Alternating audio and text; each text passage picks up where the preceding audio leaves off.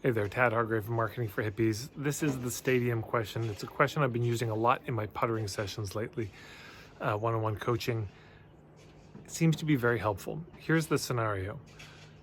I say I can put you on stage in a stadium full of 60,000 people who are all generally your ideal clients. So for me, it would be all kind of conscious entrepreneurs broadly.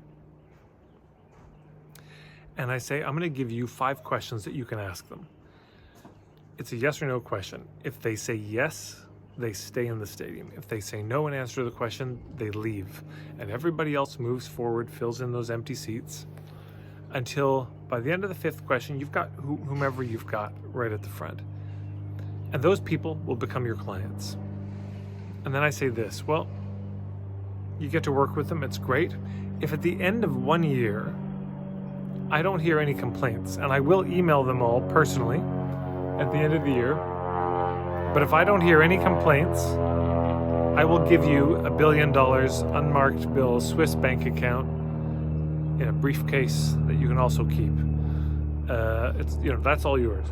But if I hear one complaint, one person who says, you know what, that was not a fit, I wish you'd never told me about it.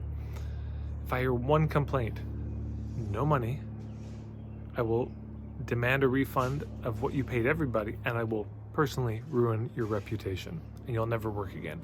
If the stakes were that high, and you had to make sure that those 5 questions filtered so that the only people left would be perfect fit clients, what would you ask? So in the comments below, I would really love to hear it. I'm working slowly but surely on a webinar around filtering. So I'd love to know, what's your niche? Generally, what do you do? And what are the 5 questions that you would ask? This is a deceptively simple exercise. It asks a lot of us because you really have to look at those questions and say, would this do it? Would these filters work well enough? You can think of it like a water filter.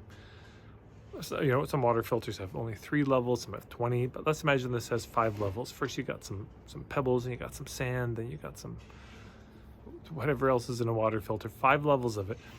And we're going to pour some water that's pretty clean. It's not bad, but it's got to be perfectly clear. Like if I test that water after and I find anything that could hurt somebody, then I'm going to sue you. So what are those 5 levels of the filter? What would you ask? So those are the questions. I'd love to hear your questions below.